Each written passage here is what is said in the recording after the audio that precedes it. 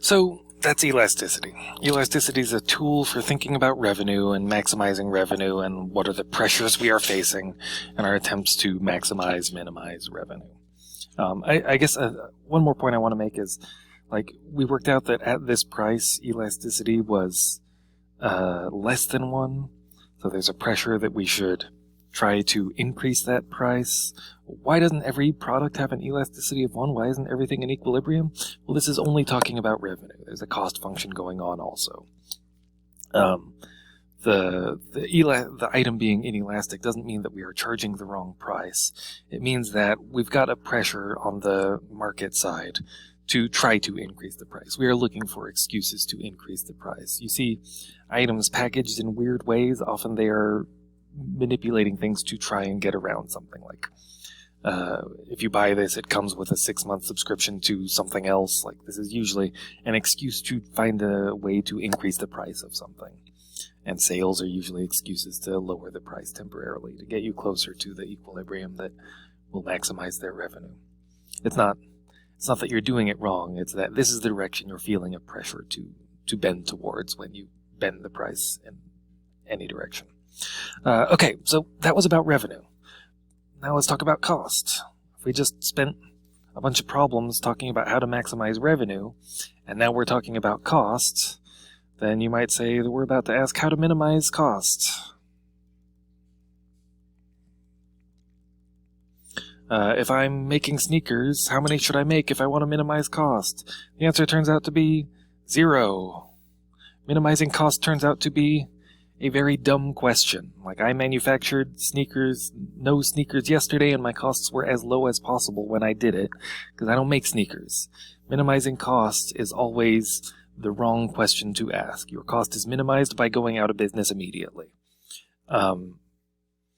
It's not that you can't minimize cost, it's that the answer is always the dumb answer that doesn't do anything productive.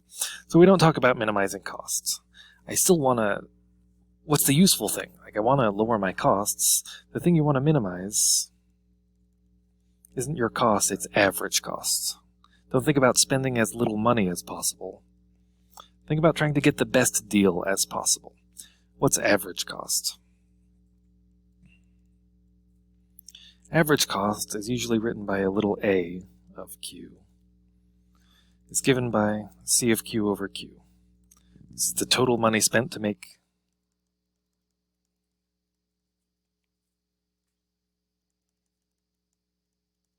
Q items.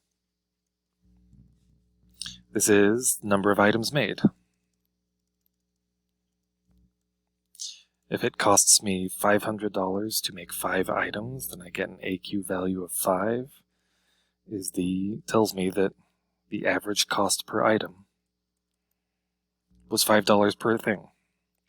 It doesn't mean that each of them cost exactly the same amount. That was the thing we emphasized when we talked about marginal cost a lot.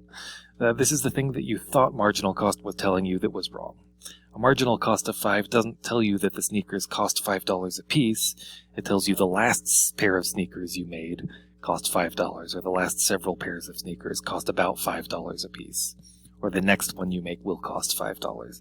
This is the one that averages all the sneakers you have made. Take how much money you spent making all these things, divide it by that, you're getting this amount on average. And this is the thing that you usually want to minimize. So let's do an example where we minimize average cost. Example. Suppose my cost function is C of Q equals, 5,000 plus 15Q. I have an initial outlay of, it cost me $5,000 to open the factory in the morning. Maybe this is wages. Then once my factory is running, it costs $15 to make a whatever the thing is we are making. This is a pretty typical basic model for a cost function. We might want to, 1, write the average cost function.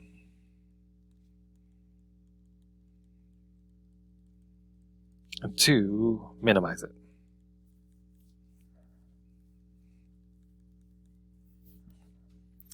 Again, we used to make a big deal about finding the domains for applied problems.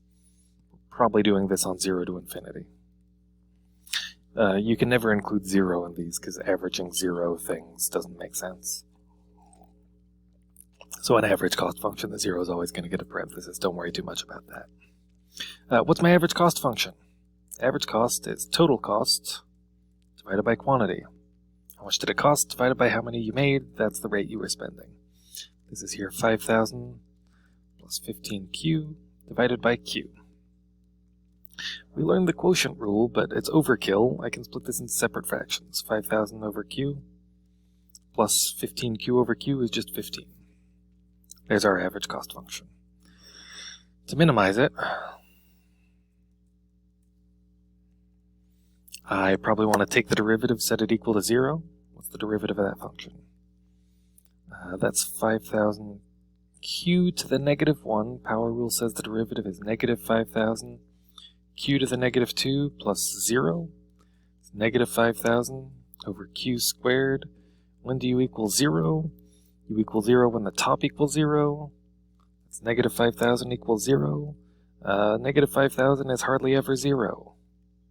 There's no critical points. No critical points? What does that mean? I guess it means the derivative is either always positive or always negative. Negative 5,000 over q squared, anything squared is positive. That's a negative. Negative 5,000, negative over a positive is negative. The derivative is always negative. I got a function that's always decreasing. To minimize it, so A, there is no minimum. I'd like to explain that in a better way than possible, than just saying it's impossible. To minimize average cost,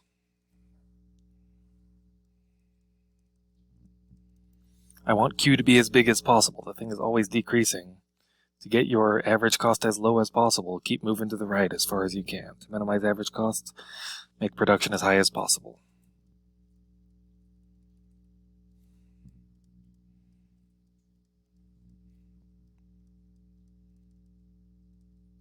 There's many contexts where this makes sense to us in our life. When you want to get a good deal on a thing, they encourage you to buy in bulk. The more you buy, the better the bulk discount rate can get.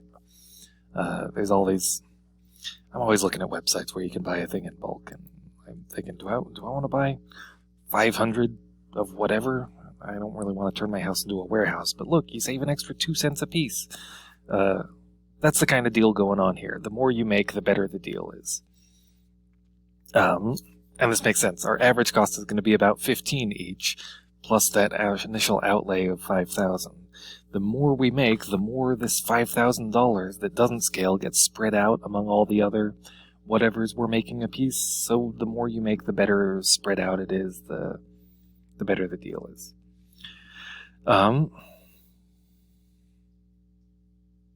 So here's an example where the thing doesn't quite work. There are other examples where it does. I just felt like we should do one example where you can't find a minimum and talk about how you try to answer the question like that. The thing I really want to get to is there's a similar Goldilocks situation going on here. That, no. Average cost